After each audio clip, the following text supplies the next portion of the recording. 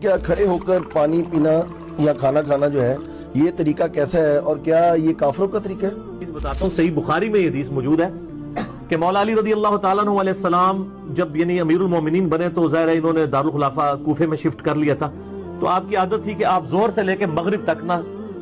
نمازوں کے اوقات کے لیے مصلی پہ آتے تھے، اس کے بعد ممبر پہ چڑھ کے لوگوں کو مسائل سکھایا کرتے تھے۔ تو مولا علی علیہ السلام نے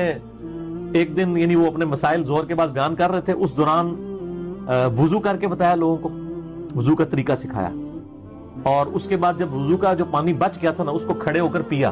اور فرمایا یہ میں نے کھڑے ہو کے پانی اس لیے پیا ہے کیونکہ میں نے کوفے میں لوگوں کو دیکھا ہے کہ وہ کھڑے ہو کے پانی پینے کو معیوب سمجھتے ہیں،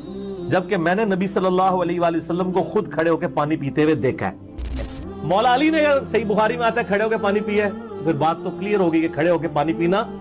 اور کھانا کھانا یہ سنت ہے، یہ خلاف سنت نہیں، کافروں کا طریقہ نہیں ہے۔